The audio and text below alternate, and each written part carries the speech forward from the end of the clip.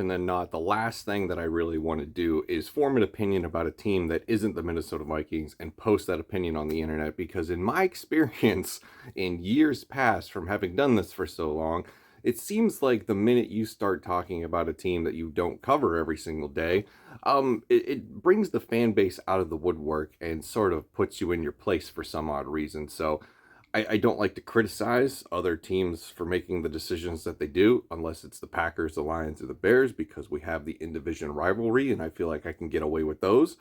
But when it comes to teams like the Atlanta Falcons, for example, which is today's subject, I don't know a whole lot of the inner workings of the Falcons franchise, so I don't feel like qualified enough to speak on the subject. But I think we have to address the elephant in the room, and that is the selection of Michael Penix Jr. at number 8 overall in the first round of the NFL draft. Wow.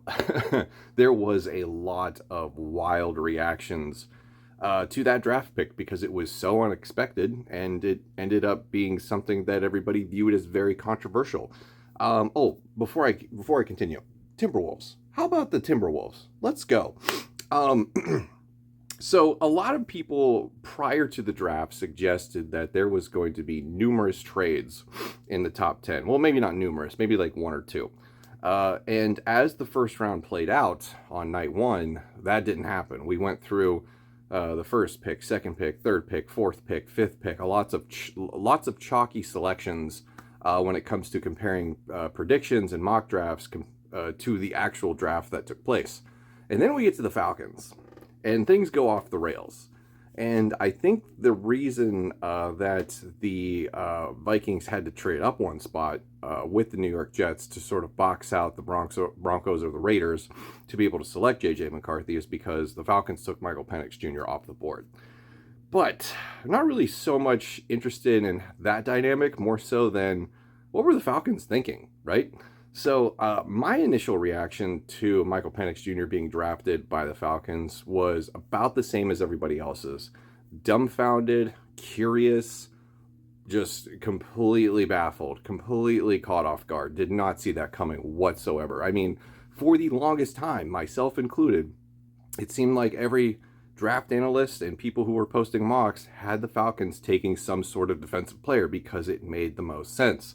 Dallas Turner was mocked to them a whole ton. I saw Terrion Arnold mocked to them a whole bunch. I saw them trading down with a team like the Vikings or the Raiders or the Broncos. They were admittedly a good trade down candidate, but they stuck. They did the stick and pick method, and they went the route that nobody expected whatsoever at all. I think I even read that at one point that you couldn't even bet, like with the sports books, you couldn't even place a bet or a wager on Penix being drafted number 8 overall because that wager just didn't exist. Like absolutely nobody thought it was going to take place, which is weird in and of itself. So, did the Falcons screw up? Did they do something wrong? And I'm going to tell you this. My initial reaction was that this was stupid. Like this was just a complete waste because they're not helping their team win this year. You signed Kirk Cousins in the offseason to a $180 million 4-year contract. I forget how much of it was guaranteed, but I know it was a very significant chunk of it was guaranteed.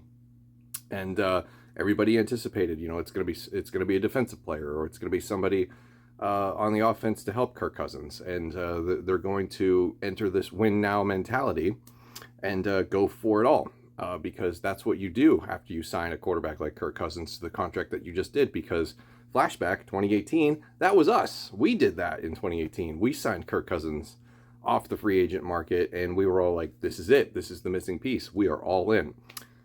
And for the Falcons, you know what?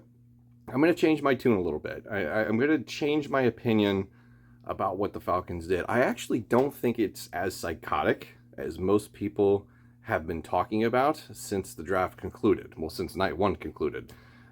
It's not that outrageous. It really isn't. It's a very hard move to explain because it's the number 8 overall selection. And I know a lot of the comparisons have been, well, the Packers did this twice. First with Aaron Rodgers while they had Brett Favre, and then again with Jordan Love when they had an Aaron Rodgers. But the counter argument to that is that those were picks later in the first round. Those weren't top 10 picks. And that one's tough to overcome. There was another example of this. I think it was the Chiefs when they had Alex Smith. They drafted Patrick Mahomes. That one doesn't stand the test of time just because hindsight is 2020. Um, but it's not so much a they're doing the Packers method, right? What it is, in my opinion, is actually kind of smart because there's a few philosophies that I've lived by when it comes to the NFL draft. One, if you really like a player, obviously you got to be prepared to face the criticism because it's going to happen. Everybody's watching your every single move, especially in the first round. If you like a player, go get him because odds are the next time you go to pick, it's not going to be there.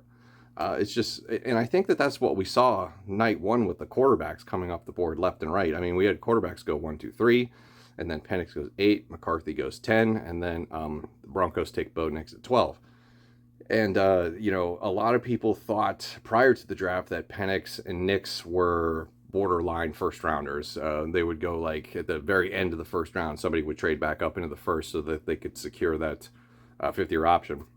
And that ended up not being the case. So, kudos to the Falcons for actually pulling the trigger and having the guts to do it, because if you like a guy, you got to go get him. And then part two of this is that you should be drafting a quarterback every single year until you hit. You really, really, really should. Now, I understand that that's not feasible in any sense of the word. Maybe every other year, maybe every third year, but the scenario for the Falcons going into the season is that they have Kirk Cousins, who is an older quarterback who will absolutely lose the battle against Father Time eventually at some point, and he's coming off of his first major career injury, which is a testament to his durability, but at the same time it's kind of scary that it happened now, and that it's an Achilles tear. So maybe they're just really concerned and they need some significant insurance, because Penix is one of the older prospects from the draft at the quarterback position at 24 years old. I believe he'll be 24 this upcoming year. Like, he's currently 23 and is about to turn 24 soon. Correct me if I'm wrong on that. But, overall, having looked at everything from an outsider's perspective, Falcons fans, if you're watching this video, I don't think you need to jump off a bridge. It's hard to defend, and it's a move that's hard to explain. But zooming out and looking at the broader picture, it makes sense in the long run. It doesn't help you right now. It absolutely does not help you. And maybe that is the the trump card in the entire situation that wins the argument, is because it doesn't help right now. It was a bad draft pick, but I think in a couple of years we're going to look back on it and we're going to be like, at the time that was really smart, because let's say they need a quarterback next year.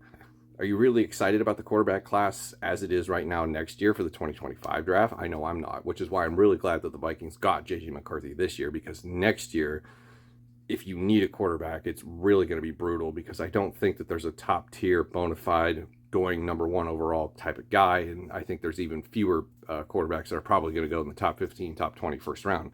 I think what we saw this year with the amount of quarterbacks that went in the first round, 6 total, it's not happening again for a very long time. I would even go out as on a limb to say a bold prediction: next year's first overall pick, number 1 overall in the draft, is going to be a defensive player. But that's my take on the Michael Penix Jr. situation. Overall, it's not as chaotic, I think, as people have been talking about, but I can see how that argument is easily winnable, given the fact that it was the number 8 overall selection. So let me know what you guys think in the comments below.